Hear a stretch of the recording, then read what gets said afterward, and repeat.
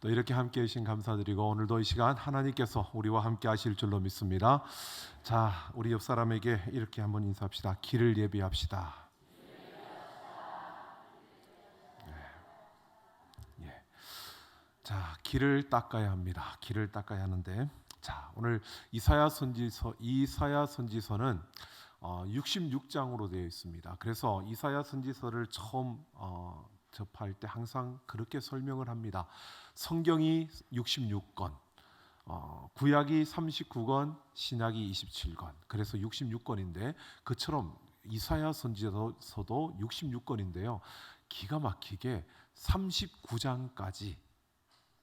39장까지가 구약 성경에 말하고 있는 하나님께서 이 땅에 오실 그 하나님의 그 심판에 대한 말씀이 39장까지 이어지고요. 그리고 40장부터 바로 신약의 말씀을 우리에게 말해주는 것처럼 회복과 치유에 대한 이러한 말씀이 이사야 선지서에 주어지고 있습니다. 그래서 바로 이 이사야 선지서는 바로 성경 전체를 축약해 놓은 그러한 선지서다라고 이렇게도 표현을 합니다. 이 이사야 선지서가 나오고 난 다음에 이사야서를 이 40장을 이사야 선지자가 예언하고 난 이후에 약 700년이 지난 그때 그 시점에 세례 요한이 광야에 나타났고요. 그리고 그 세례 요한이 광야에서 외치는 소리가 있어 너희는 주의 길을 예비하라, 그가 오시는 길을 곧게 하라라고 이렇게 외치며 요단강에서 세례를 베풀었습니다. 자, 그리고 예수님이 오셨습니다.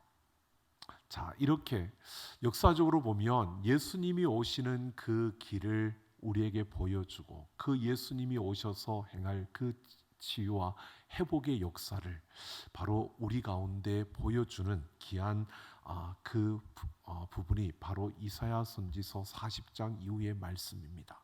오늘 그 40장 처음에 우리에게 이런 사실을 말해줍니다. 우리는 세례 요한이 이 말씀을 가지고 외쳤기 때문에 너무 잘 알고 있습니다. 그리고 예수님이 이미 오신 이후의 세대이기 때문에 우리는 이 말씀의 의미를 너무 잘 알고 있습니다. 그런데 이 말씀을 모르는 게 아니라 오늘 세례 요한이 예수님의 그 길을 예비하셨다면 오늘 우리는 그 예수님이 오신 그 이후로 예수님이 다시 오시겠다고 약속하신 그 주님, 다시 오실 주님을 우리는 맞이할 준비를 하며 그 길을 열어가는 길을 우리는 걷고 있는 겁니다. 그래서 이 똑같은 말씀이지만 세례 요한이 외쳤던 이 말씀과 같은 이 이사야 선지서의 이 말씀이요, 오늘 우리에게는 예수님이 오신다라고 하는 것보다 이미 예수님이 오셔서 하나님의 나라가 이루어진 우리 가운데 이제 예수님이 다시 오실 그날에 완성될 그 하나님의 나라를 바라보면서 오늘 우리가 그 주님 다시 오시는 그 길을 준비하고 예비하고 열어가는 그러한 우리의 삶, 우리의 걸음이 되어져야 한다는 사실을 우리에게 말해주고 있는 겁니다. 그래서 오늘 이사야 선지자가 이렇게 외치는 이 외침을 통해서요, 오늘 우리가 어떻게 우리가 이 시대 가운데 세례 요한이 예수님이 오시는 그 길을 여는 사명을 가졌다면 오늘 우리는 주님 다시 오시는 그 길을 여는 사명을 가진 자로서 우리에게 오늘 이 말씀이 어떤 교훈을 하고 있는지를 우리가 함께 생각해 보려고 합니다. 오늘 3절 말씀에 보면 외치는 자여 소리에 이르되 너희는 광야에서 여호와의 길을 예비하라, 사막에서 우리 하나님의 대로를 평탄하게 하라라고 이렇게 말합니다. 여기에서 이사야 선지자가 말하는 광야와 사막은 우리의 마음을 의미하고 있는 겁니다. 지금 우리에게 말하면 우리의 마음들이요, 이 광야와 사막이라고 하는 것은 매우 건조하고 메말랐고 생명이 없는, 생명의 기운을 우리가 느끼기 어려운, 그리고 물이 없어서 조금만 움직여도 갈증이 나고 그곳에서 오래 살 수 없는 바로 그러한 곳, 그것이 바로 광야와 사막입니다. 근데 이게 우리의 마음을 가리키고 있다는 겁니다. 하나님을 떠나 있는 자들의 그 마음이 그렇다라고 우리는 그렇게 말하지만, 실제로 하나님을 믿고 있다고 말하지만 우리의 내면이 이러한 모습으로 서 있을 때가 더 많다는 겁니다. 세상에 있기 때문에 세상에서 살아가면서 우리의 모습을 보면 하나님을 알고 하나님을 믿고 그 하나님의 사랑을 안다라고 하면서도 우리 안에 이런 무질서함과 또 우리 안에 찾아보면 그러한 하나님의 사랑이 식어져 버린 이러한 모습들, 이러한 것들을 통칭으로 우리에게 광야, 사막 이렇게 말하고 있는 것을 보게 됩니다. 그래서 이사야 선지자는 광야에서 여호와의 길을 예배하라, 사막에서 우리 하나님의 대로를 평탄케 하라라고 이렇게 지금 선포하고 있는 겁니다. 이것은 광야와 사막에 하나님을 받아들여야 되는데 그 하나님을 받아들일 수 있는 길을 열어야 한다는 것을 말하고 있는 겁니다. 여러분, 우리는 이미 하나님을 받아들였습니다. 그런데 중요한 것은요, 하나님이 우리 안에 있는데 예수 그리스도를 믿는 믿음이 있다고 하는데 중요한 것은 우리의 왕자의, 우리의 삶의 주인의 자리에 내가 서 있고 다른 어떤 것들이 앉아 있고 그 왕 대신 하나님을 그 왕의 자리에서 내려놓고 있는 우리의 삶, 우리의 그 모습이 바로 오늘 이사야 선지자가 외쳤던 이 광야와 사막에 해당하는 바로 그 모습일 것입니다. 여러분, 이 자리 지금 이 시간 여기에 와 있는 우리들은 그래도 하나님을 믿는 믿음이 어느 정도 있다라고 인정을 받을 수 있는 분들이 다 이 자리에 앉아 있습니다. 그래도 예수 그리스도를 알고 하나님 앞에 신앙생활이 무엇인가를 분명히 알고 하는 그러한 걸음을 걸어가는 이들이 이 자리에 다 있습니다. 그런데 정말 우리가 한번 생각해 보십시오. 빛이 비추어졌을 때 그 빛이요 어두움을 물리치고 우리를 환하게 만들어 주는 것 사실입니다. 그런데 여러분, 또 한편으로는요, 그 빛이 비추어졌을 때 그 빛은요 거부하는 이들도 분명히 있었습니다. 모두가 좋아하고 반기는 것이 아니었습니다. 유대인들을 한번 생각해 보십시오. 그들에게 예수 그리스도의 복음이 전하여지고 예수님이 그들에게 찾아왔을 때 그 빛이 주어졌을 때요 어둠이 사라지는, 어둠을 물리치는 빛이 비추어졌는데 그 어둠 속에 있던 자들이 느끼는 것은 뭐냐 하면요 심판이었습니다. 내 수치와 내 부끄러움이 드러나는 것을 용납할 수 없어서 다시 빛을 거부하고 어둠을 붙드는 것이 인간의 그 모습이었다는 것입니다. 그래서 세례 요한이 그들을 향하여 회개하라, 천국이 가까이 왔다고, 바로 예수 그리스도를 통하여 하나님의 나라가 이루어졌다고, 그러니까 회개하고 돌이켜서 예수 그리스도 빛 대신 예수를 받아들이고 그 천국을 누리라고, 천국에 들어가라고 그렇게 외쳤던 것입니다. 여러분, 우리가 적당히 신앙생활하고 대충 그렇게 살아가고 내 삶에서 내가 세상에서 직장생활하고 또 세상에 살아가는데 그렇게 나에게 불편함을 주지 않을 만큼만 내가 하나님을 믿고 또 하나님을 따르고 또 그렇게만 신앙생활하는 것이 나는 옳다라고 생각한다면 아마 빛이 비추어졌을 때 이런 반응이 되지 않을까. 빛이 비추어지면 나의 모든 그 어두운 부분들이 그냥 다 드러나게 되고 또 그런 가운데서 또 우리는 어쩌면 내가 정말 중요하게 여겼던, 내가 정말 이거는 못 놓겠어라고 붙잡고 있었던 것들을 내려놓아야 하는 이러한 순간이 우리에게 주어지는, 이러한 것들을 두려워하고 또 그것이 그런 일들이 나에게 찾아올까 봐 우리는 먼저 빛을 거부하는, 그냥 이 정도면 됐어, 이렇게만 신앙생활하다가 이 정도로 내가 신앙생활하고 이렇게만 하면 나도 될 것 같아, 이 정도는 내가 할 수 있어, 이렇게만 신앙생활하고 싶어라고 여러분 그렇게 우리가 생각하고 있다면, 그러한 모습이라면 지금 오늘 우리에게는요 우리의 마음은 바로 사막과 광야와 같은 그러한 허벌판의 모습을 하고 있는 것이다 라고 오늘 성경은 우리에게 가르쳐주고 있는 겁니다. 여러분 어떨까요? 우리는 어떻습니까? 정말 우리의 신앙의 그 걸음 속에서 내가 더 헌신된 자리로 나아가려고 하고 내가 더 충성하고자 하는, 내가 더 하나님 앞에 드려져야 하는 그러한 자리로 나아가는 이러한 그 흐름 속에 여러분 기꺼이 즐거움으로 그 자리로 나아갈 수 있는 우리가 되기를 소망합니다. 여러분 우리가 그렇게 되어지기를 소망하고요. 우리의 현실 속에서 우리가 조금 함께 바라볼 수 있으면 좋겠습니다. 오늘 이사야 선지자는 구체적으로 우리가 어떻게 해야 되는지를 그 지침을 4절에서 말해주고 있습니다. 하나님의 길을 예배하려면 우리가 어떻게 해야 되는지, 하나님이 우리 안에 임재하고 그 임재하심 가운데 우리가 이 땅에서 살아가는 이 모습을 가지려면 오늘 우리는 구체적으로 어떻게 해야 될 것인가를 말해주는데요. 먼저 골짜기를 돋우어라라고 말합니다. 골짜기를 돋우어야 한다. 여러분 이 골짜기는 어두운 곳을 가리키는 겁니다.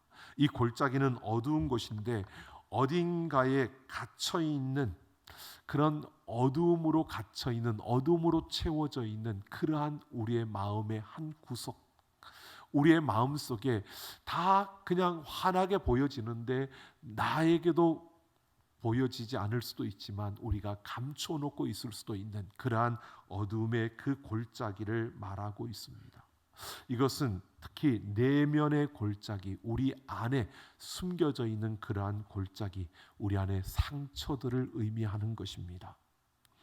내면에 상처가 있는 사람, 여러분 없는 사람은 없을 겁니다. 나름대로 우리 안에 이러한 상처들이 남아 있습니다. 여러분 세상의 조건들을 가지고 막 비교하다 보니까 우리 안에 이런 열등감과 같은 내면의 상처들이 있고요. 또 남들과 비교하다 보니까 그 비교에서 내가 떨어지는 그러한 우리 안의 열등감들이 이 내면의 상처들로 우리 안에 쌓여져 있고요. 뿐만 아니라 우리가 다른 사람들에게 잘 보이고자 하는 이러한 우리의 욕구, 욕망 이러한 것들이 또한 우리 안에 또 이런 어두운 골짜기, 내면의 골짜기로 우리의 안에 자리를 잡고 있다는 겁니다.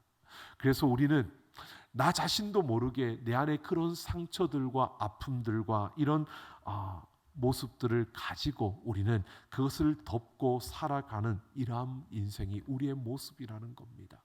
우리가 예수 그리스도를 받아들였고 하나님의 자녀가 되었고 예수 그리스도를 나의 왕으로 모셨는데 그럼에도 우리가 그 왕으로 모셨음에도 내 왕자에 그 예수님을 두지 못하고요. 이러한 상처들을 감싸고 내 안에 예수님이 계신 것으로 내가 왕이 되어져 있고 내 상처들이 그 자리를 어지럽히고 있는데도 불구하고요, 예수님을 나의 왕으로 삼지 못하고 그저 내 안에 모신 것으로, 내 안에 계신 것으로만 우리는 만족하며 그렇게 아무렇지도 않은 듯, 어떠한 문제가 일어나지 않으면 아무렇지도 않은 듯 그렇게 살아가는 이러한 모습을 가지고 있을 수도 있다는 것입니다. 이 내면의 상처, 이 깊은 골짜기가 여러분 우리로 하여금 예수님을 나의 왕으로, 왕의 자리에 모시지 못하고 그 예수님의 온전한 통치를 받지 못하고 그 예수님을 알지만 그 예수님과 함께하고 싶지만 그러나 어느 정도 거리를 두고 그 거리 이상 가까워지지 않으려고 하는 이러한 모습으로 우리가 살아가고 있는 이러한 모습일 수도 있다는 겁니다. 이러한 내면의 아픔들, 이 내면의 골짜기를 메우라고 말하고 있습니다. 그래야 하나님이 오시는 그 길이 열려진다는 겁니다. 여러분 우리 안에 예수 그리스도가 있는데 그 예수님을 나의 왕의 자리에 올리기 위해서 우리는 이 내면의 골짜기를 메워야 한다는 것을 우리에게 말해주고 있는 겁니다. 여러분 이 골짜기를 메우는 것은 다른 것이 아닙니다. 우리가 예수님을 똑바로 보고 그 예수님을 확실하게 아는 그러한 우리의 지식이 우리에게 필요합니다. 여러분 예수님은 하나님의 아들이고 예수님 우리의 모든 죄를 위하여 그 십자가에서 죽으신 줄로 믿습니다. 여러분 이것이 복음입니다. 나를 위해서 예수님이 죽으셨습니다. 내가 지은 모든 죄를 위해서 예수님이 죽으셨습니다. 우리는 죄인이고 내세울 만한 것이 아무것도 없지만 그 예수님이 내가 찾아가서 구걸한 게 아니라 그 예수님이 나를 찾아오셔서 나를 대신해서 그 죄값을 치러 주셨고, 그래서 우리는 내가 뛰어난 존재가 아니고 내가 그렇게 가치 있는 존재가 아닌데 예수 그리스도로 말미암아 우리는 존귀한 존재가 되었다는 것입니다. 존귀한 하나님의 자녀가 된 줄로 믿습니다. 이것이 복음입니다. 여러분, 우리가 어떤 모습으로 살아왔느냐, 우리가 얼마나 많은 것을 가졌느냐, 우리가 어떤 일을 해왔느냐, 이것들과 상관없이요, 이미 예수 그리스도 안에서 우리는 온전히 하나님이 귀하게 여기시는 그 온전한 하나님의 존귀한 자녀가 되었다는 것입니다. 세상에서는 내가 완벽해야 되고 내가 뛰어나야 되고 내가 탁월해야 인정을 받고 사람들로부터 박수를 받는 겁니다. 그래서 사람들의 인정을 받으려고, 사람들에게 잘 보이려고, 사람들의 눈에 내가 드러나는 그 모습을 신경 쓰면서 우리는 달려가는 것이 세상의 그 모습입니다. 자신을 포장합니다. 멋지게 포장을 해야 되는 겁니다. 그렇게 해야 세상에서는 인정받을 수 있기 때문입니다. 하지만 아무리 노력해도요, 생각해 보십시오. 우리는 완벽해질 수 없습니다. 우리는 완벽해질 수 없습니다. 그게 우리의 모습입니다. 그런데 놀라운 것은요, 하나님은 우리의 모습 그대로를 받아주시는 줄로 믿습니다. 그 모습 그대로를 받아주시는 겁니다. 왜요? 우리를 사랑하기 때문에. 내 모습 그대로 받아줄 만큼 하나님이 우리를 사랑하시는 줄로 믿습니다. 여러분, 이 사랑을, 이 복음을 우리가 확신한다면 우리의 골짜기는 메워질 수밖에 없습니다. 내 상처요, 그보다 나를 더 사랑하시는 예수님의 그 사랑을 내가 확신하면 그 상처는 아무것도 아닙니다. 내가 배우지 못한 것, 그거 아무것도 문제가 안 됩니다. 내가 가지지 못한 것, 그거 문제가 안 됩니다. 그런데 우리는 이 예수님의 사랑보다는, 이 예수님의 그 은혜보다는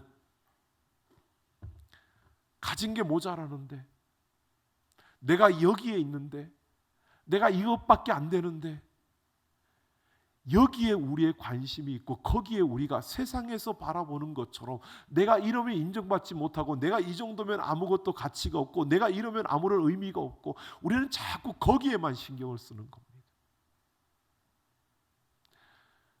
분명히 하나님께서 우리를 사랑하셔서 예수 그리스도를 이 땅에 보내주셨고 그 예수 그리스도가 우리의 있는 모습 그대로를 사랑하신다는데, 그렇게 사랑하고 있다는데 그 사랑을 우리는 온전히 받아들이지 못하고 스스로 자신을 판단하고 정죄하고 스스로 자신이 부끄럽다라고 느끼고 스스로 자신이 부끄러운 존재라고 그렇게 자신을 판단하고 정죄하는 겁니다.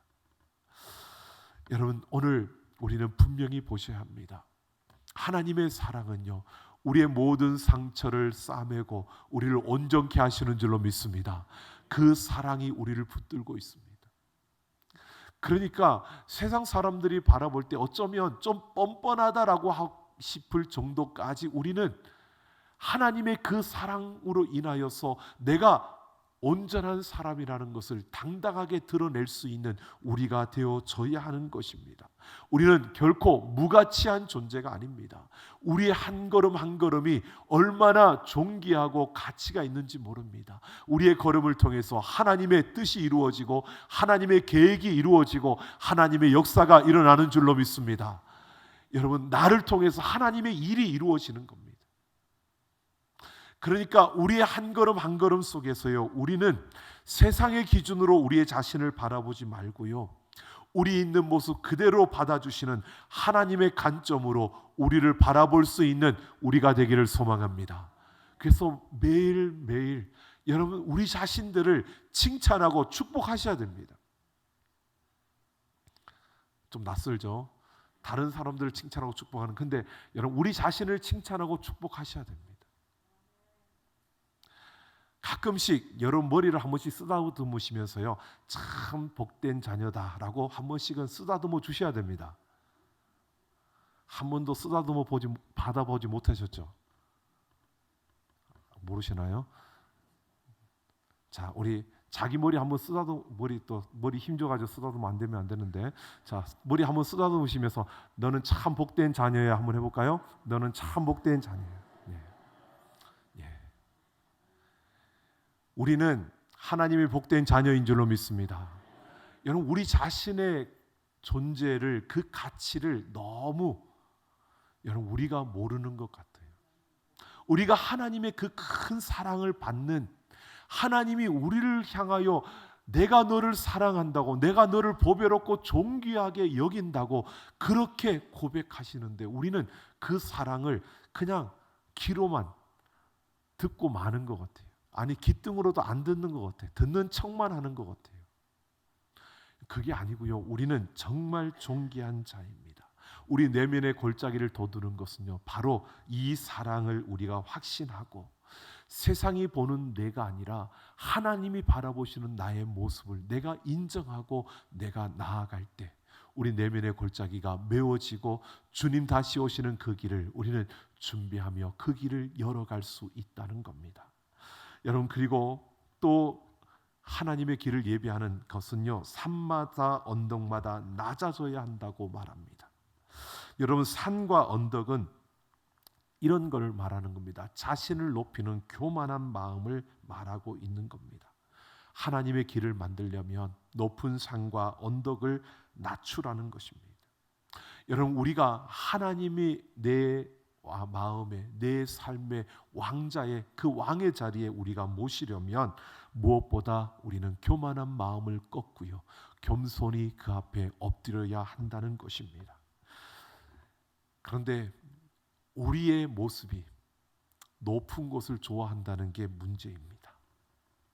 그 산과 언덕을 제거하지 않으려고 한다는 겁니다. 제거하려고 하는 게 아니라 오히려 자꾸 쌓아가려고 하는 겁니다. 자신을 드러내고 자신을 과장하고 자신을 포장하려고 하는 이 모습이요, 우리 안에 있다는 겁니다. 이게 조금만 방심하면 그렇게 되어집니다. 조금만 놔두면 우리가 그렇게 자신의 부끄러움은 드러내지 아니하고 자신을 포장하듯 과장하며, 또 그렇게 그것이 어쩌면 또 우리는 합리화도 시킵니다. 이건 별로 큰 죄가 아니야. 여러분, 작은 죄가 있고 큰 죄가 있나요? 죄는 죄입니다. 큰 죄, 작은 죄를 나누는 게 아니라 우리에 있는 모습 그대로에서 내가 낮아져야 합니다. 하나님 앞에서 내 모습을 바라보며 우리는 나를 포장하고 과장하려고 하는 게 아니라 내 모습 그대로를 인정하고 우리가 받아들여야 하는 겁니다. 근데 이것이 부끄러움이 되는 게 아닙니다.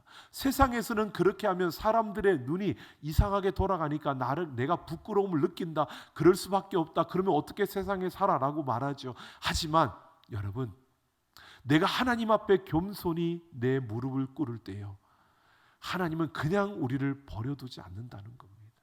하나님이 우리를 일으켜 주시고 우리를 세워 주시고 우리를 높여 주실 줄로 믿습니다. 내가 높아지려고 하면 그것은 교만이 되는데요, 내가 가만히 있어도 하나님이 높여 주시면 그 자리는 하나님의 영광의 자리가 되는 줄로 믿습니다. 그래서 우리는 하나님이 높여 주시는 인생이 되어야 하는 겁니다.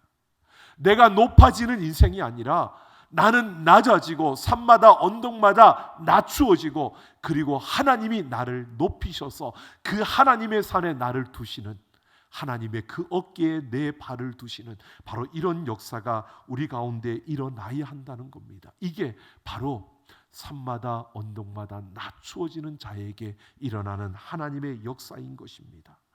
여러분, 우리가 교만이라는 것을 생각해 보셔야 합니다. 교만은 우리가 하나님을 오해하는 것에서 이 교만이 시작되는 겁니다. 하나님이 누구신지 알지 못하기 때문에 자신을 정확하게 보지 못하고 스스로 높아지려고 하는 겁니다. 여러분, 바리새인들을 보십시오. 누가복음 18장에 보면 바리새인들이 하나님이여 나는 다른 사람들보다 곧 토색, 불의, 간음을 하는 자들과 같지 아니하고 이 세리와도 같지 아니함을 감사하나이다. 나는 하루에 1회에 2번씩 금식하고 또 소득에 11조를 드리나이다. 여러분, 이들이 이렇게 기도하는 모습, 유대인들은 그 모습을 보고요, 정말 하나님 앞에 저들은 법이 없어도 살 사람들, 하나님 앞에 온전히 드려진 사람들, 참 믿음이 좋은 사람들, 이렇게 바라봤는데 예수님은 그렇게 말하고 있지 않습니다. 예수님은 이들이 금식하고 11조하고 이 모든 것들이요, 자기를 자랑하기 위한 방편으로, 그 도구로 사용하고 있다고 그렇게 꼬집고 있는 겁니다. 이들은 자신들이 하나님 앞에서 이렇게 하고 있다라고 말하고 있지만 실제로 이들은 자기 자신들을 과장하고 자랑하고 있는 겁니다. 자신을 숭배하고 있는 겁니다. 예수님이 왕이 아니라, 하나님이 왕이 아니라 자기들이 그 왕의 자리에 앉아 있는 겁니다. 참 두려움입니다. 여러분, 우리가 이걸 생각해 보셔야 됩니다. 우리는 하나님 앞에서, 그 십자가 앞에서 우리 자신을 돌아보며 우리의 자신의 모습을 돌이키고 회개해야 될 줄로 믿습니다. 우리 회개해야 합니다. 회개가 필요한 존재들입니다. 참 목사이기 때문에 어쩌면 제가 가장 큰 위험 속에 있는 인물인지도 모릅니다. 왜? 회개하라고, 죄를 회개하라고 많이 외칩니다. 그런데 정작 지난 금요일에도 제가 말씀드렸던 것처럼요, 성경은 전도서에서 솔로몬은 지나치게 의인이 되지 말라고 말합니다. 그 말은요, 의인이 되지 말라는 게 아닙니다. 나 또한 회개해야 될 대상인데, 나 또한 죄를 회개해야 될 사람인데, 다른 이들에게 회개하라고만 외치고 내가 회개하지 않는 그런 존재가 되어 버린다면 그것은 멸망입니다.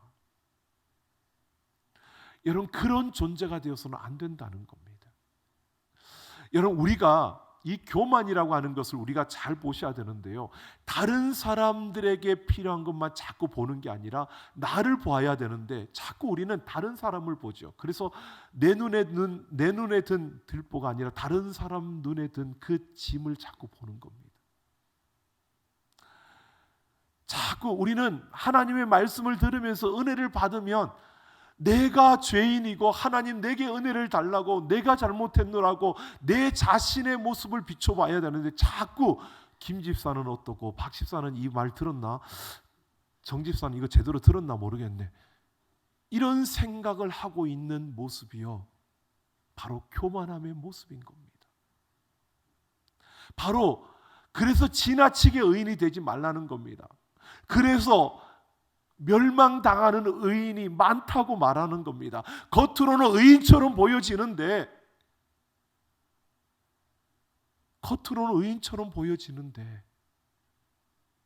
실제로 자기가 왕이 되어서 다른 사람을 판단하고 정죄하고 심판하고 있는,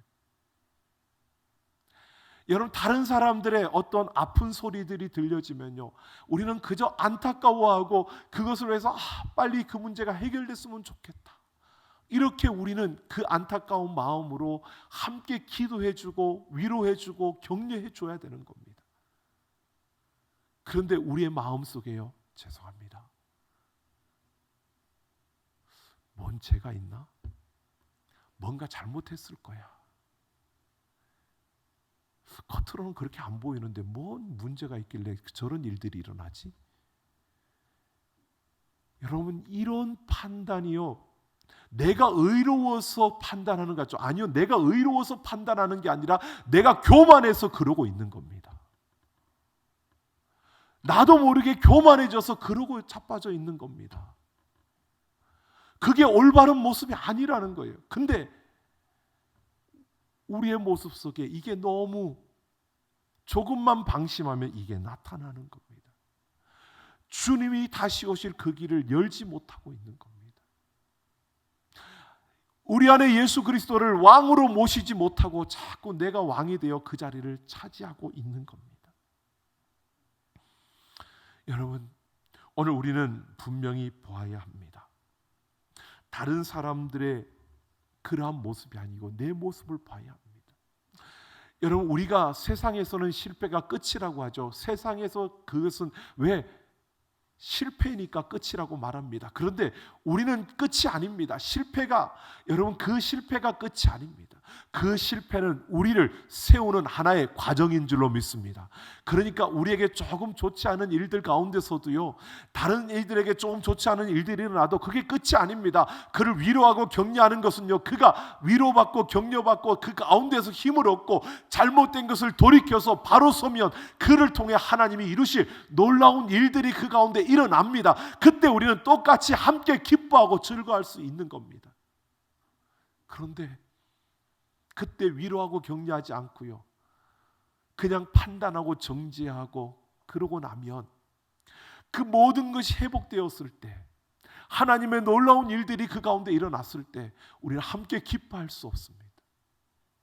물론 박수치며 함께 기뻐하는 척합니다. 하지만 부끄러운 줄 알아야 합니다. 그 실패의 자리에 있을 때 우리는 손가락질했잖아요. 심판했잖아요. 정죄했잖아요. 그게 얼마나 부끄러운데, 그것도 부끄러운 줄도 모르고 다 지나간 일이니까. 여러분, 이러고 있다면 우리는 지금 교만의 자리에서 우리의 모든 것이 굳어지고 있는 그 모습을 하고 있는 겁니다. 여러분, 우리는 분명히 내 자신을 내려놓을 수 있어야 합니다. 다른 사람이 아니고요, 다른 사람이 어떠하든 간에 나는 하나님 앞에서, 그 십자가 앞에서 내 자신을 내려놓고, 교만을 내려놓고 내 자신을 무릎 꿇리는 그러한 우리가 되기를 예수님의 이름으로 축원합니다. 그래서 우리는 날마다 그 십자가를 붙들고 그 십자가 앞에서 내 자신을 돌아봐야 합니다. 다른 사람의 모습을 보는 게 아니고요, 내 모습을 볼 수 있어야 합니다. 이것이 산과 언덕을 낮추어 하나님의 길을 예배하는 것입니다. 그러면서 험한 곳을 평지가 되게 하라고 말합니다. 험한 곳, 여러분, 이 험한 곳이라는 것은 고르지 않은 땅입니다. 농사를 지을 수 없을 뿐만 아니라 아무것도 할 수 없는 곳, 그러한 곳을 평지가 되게 하라는 것은 쓸모 있는 곳으로 만들어내라는 겁니다. 이것은 다른 것이 아닙니다. 하나님이 함께 하셔서 우리를 통해서 하나님이 일하실 수 있도록 그 하나님 앞에 쓰임받는 그러한 존재로 내가 드려지고 만들어져야 한다는 겁니다. 그것은 다른 것이 없습니다. 내가 그 하나님의 사랑을 붙들고, 그리고 내가 그 하나님 앞에 겸손함으로 순종할 때, 여러분, 하나님은 우리를 통해서 일하시는 줄로 믿습니다. 그럴 때 하나님의 길이 열려진다는 겁니다. 그래서 5절에 보면 여호와의 영광이 나타나고 모든 육체가 그것을 함께 보리라 라고 이렇게 말하고 있습니다. 여호와의 영광이 나타난다고요. 하나님이 우리를 통해서 일하신다는 겁니다. 좀 더 나아가서 예수 그리스도가 하나님의 영광이고요, 그 예수님이 이 땅에 오신 것, 이것이 하나님의 영광이 우리에게 임한 것입니다. 그 예수 그리스도가 내 중심의 왕이 되어지고, 그 예수 그리스도의 다스림을 통해서 우리의 삶에 천국이 이루어질 뿐만 아니라 우리는 다시 오실 그 예수 그리스도의 오는 그 길을 열며 우리는 이 땅을 살아갈 수 있게 된다는 것입니다. 여러분, 우리를 사랑하시는 그 하나님의 사랑을 확신하십시오. 그리고 우리에게 하나님께서 내가 너를 보배롭고 존귀하게 여긴다고 하는 이 말씀을 여러분 잊지 마시고요, 또 우리의 교만함을 내려놓고 하나님 앞에 날마다 내 자신을 돌아보며 무릎 꿇으십시오. 그리고 그 말씀에 순종하며 나아가는 우리의 걸음을 통해서 예수 그리스도를 나의 왕으로 모시고 그 예수님과 함께 그 예수님이 다시 오시는 그 길을 열어가는 우리 모두가 되기를 예수님의 이름으로 축원합니다.